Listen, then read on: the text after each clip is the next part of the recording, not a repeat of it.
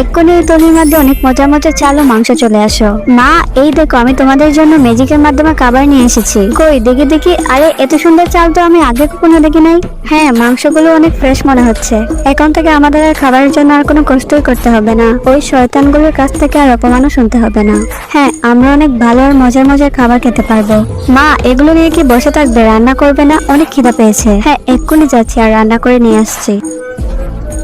আবার কেন এসেছে এখানে? আমরা তো তোমাদেরকে দেখতে আসলাম। আজকাল খাবারের অভাবে কি এইসব লতা পাতা খাচ্ছ? এর থেকে ভালো আর কি বা আশা করা যায়? খেয়ে দেখবে নাকি এইসব লতা পাতার কেমন টেস্ট? এই নাও, হা করো। ওয়াক। তোমার সাহস কি করে হয় আমাকে এইসব খাওয়ানোর? যাই হোক, আমাদের এটু করে কিছু খাবার বেঁচে গিয়েছিল, তাই তোমাদের জন্য নিয়ে আসলাম। ইস, এইসব খাবার খেয়ে খায় আমাদের এইসব লাগবে না। চলে এসেছে মজার মজার খাবার। আবারও কি লতা পাতা রান্না করেছো? এত দামি খাবার কোথায় পেলে? সরো, খাবার সময় ডিস্টার্ব করতে নেই। এই খাবারের গ্রানেতে মনে হচ্ছে সব আমি একাই খেয়ে ফেলি। আসলে অনেক মজা হয়েছে। এখন আমরা তিনজন মজা করে এইসব খাবার খাবো।